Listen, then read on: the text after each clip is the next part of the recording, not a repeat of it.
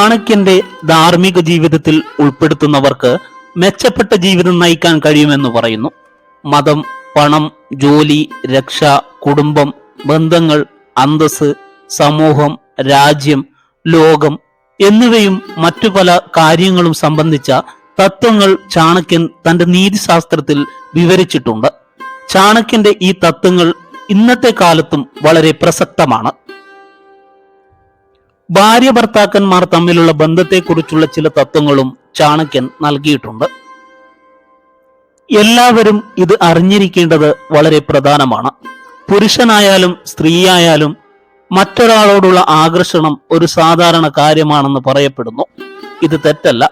എന്നാൽ ഈ ആകർഷണം അതിരുകടക്കാൻ തുടങ്ങുമ്പോൾ അത് തെറ്റാകുന്നു. ആകർഷണം എന്നത് മനുഷ്യന്റെ അന്തർലീനമായ സ്വഭാവമാണെന്ന് പറയുന്നു. എന്നാൽ ഇത് നിങ്ങളുടെ ദാമ്പത്യ ജീവിതത്തിൽ പിരിമുറുക്കമുണ്ടാക്കുന്നുവെങ്കിൽ അത് വെറും ആകർഷണമല്ല. അത്തരമൊരു സാഹചര്യത്തിൽ വിവാഹേതര ബന്ധങ്ങൾ ഉടലെടുക്കുന്നു. അത് സമയബന്ധിതമായി തിരുത്തിയില്ലെങ്കിൽ നിങ്ങളുടെ ദാമ്പത്യ ബന്ധം തകരുമെന്ന് ഉറപ്പാണ്.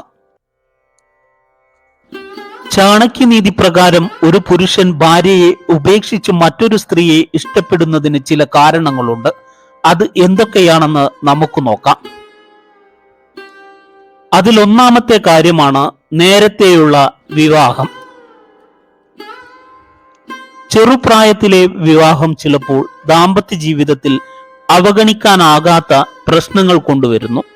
ഒന്നാമതായി, ബുദ്ധിയുടെയും വിവേകത്തിന്റെയും കാര്യത്തിൽ ഈ സമയം നിങ്ങൾ വളരെ താഴ്ന്ന നിലയിലായിരിക്കും. രണ്ടാമതായി, കരിയറും മറ്റും സംബന്ധിച്ച് നിങ്ങൾക്ക് ഇതിനകം തന്നെ പ്രശ്നങ്ങൾ ഉണ്ടാകാം. അത്തരമൊരു സാഹചര്യത്തിൽ കരിയർ അല്പം മെച്ചമാകുമ്പോൾ നിങ്ങൾ നേടേണ്ടിയിരുന്ന പല കാര്യങ്ങളും നിങ്ങൾ ഉപേക്ഷിച്ചതായി നിങ്ങൾക്ക് തോന്നുന്നു. ഇതു കാരണം ആളുകൾ വിവാഹേതര ബന്ധങ്ങൾ ആരംഭിക്കുന്നു. രണ്ടാമത്തെ കാരണമാണ് ശാരീരിക അസംതൃപ്തി. ശാരീരിക സംതൃപ്തിയും ഭാര്യ ഭർത്താക്കന്മാരുടെ ബന്ധത്തിൽ ഒരു പ്രധാന പങ്ക് വഹിക്കുന്നു.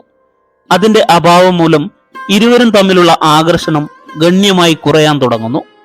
മിക്ക കേസുകളിലും ശാരീരിക സംതൃപ്തി അഭാവം കാരണം ഭാര്യ ഭർത്താക്കന്മാർ തമ്മിലുള്ള ആകർഷണക്കുറവ് വ്യക്തമായി കാണാം. ആളുകൾ വിവാഹേതര ബന്ധങ്ങളിലേക്ക് നീങ്ങുന്നതിന്റെ പ്രധാന കാരണം ഇതാണ്. ശാരീരിക സംതൃപ്തി എന്നാൽ കിടക്കയിൽ പരസ്പരം തൃപ്തിപ്പെടുത്തുക മാത്രമല്ല, മനസ്സിലും വാക്കുകളിലും പരസ്പരം ഉദാരമായി പെരുമാറുക എന്നതും അർത്ഥമാക്കുന്നു.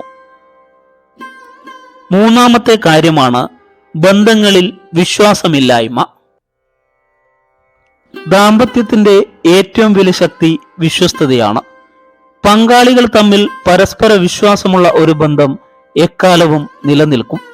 എന്നാൽ വിശ്വസ്തത ഒരിക്കൽ തകർന്നാൽ അത് വിളിക്കിച്ചേക്കാൻ പ്രയാസമാണ്.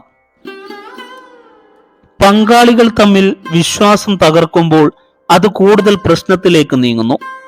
വിവാഹേതര ബന്ധങ്ങളാണ് തങ്ങളുടെ ഏറ്റവും വലിയ നേട്ടമായി ചിലരിൽ കാണുന്നത്.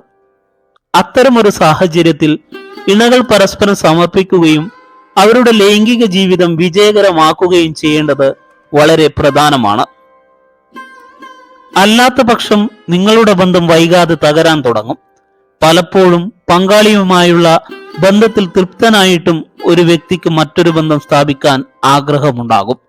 ഒരാളുടെ ജീവിതം നശിപ്പിക്കാൻ ഇത് ധാരാളം. നാലാമത്തെ കാരണമാണ് മാനസിക അകൽച്ച. ഒരു ദാമ്പത്യ ബന്ധത്തിൽ മറ്റു സന്തോഷത്തോടൊപ്പം മാനസിക സന്തോഷവും പ്രധാനമാണ്. അതിന്റെ അഭാവം ആ ബന്ധത്തെ തകർക്കുന്നു.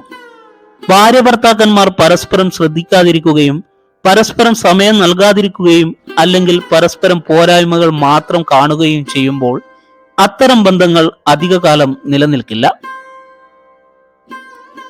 അത്തരമൊരു സാഹചര്യത്തിൽ ഏതൊരു സ്ത്രീയും പുരുഷനും പുതിയ സന്തോഷം തേടാൻ തുടങ്ങും. അഞ്ചാമത്തെ കാര്യമാണ് കുഞ്ഞിന്റെ വരവ്. ഏതൊരു പുരുഷനോ സ്ത്രീയോ മാതാപിതാക്കളാകുമ്പോൾ അവരുടെ മുൻഗണനകൾ മാറുന്നു. അവന്റെ ജീവിതത്തിൽ വലിയ മാറ്റമുണ്ടാകുന്നു. ഒരു കുട്ടിയുടെ ജനനത്തിനു ശേഷം ഭാര്യ ഭർത്താക്കന്മാർ തമ്മിലുള്ള ബന്ധം പലപ്പോഴും മാറാൻ തുടങ്ങുമെന്ന് ചാണക്യൻ പറയുന്നു. ഭാര്യയ്ക്കും ഭർത്താവിനും പരസ്പരം സമയം ചെലവഴിക്കാൻ കഴിയില്ല.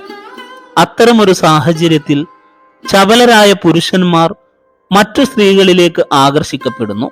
അവർ ക്രമേണ വിവാഹേതര ബന്ധങ്ങളിൽ ഏർപ്പെടുന്നു.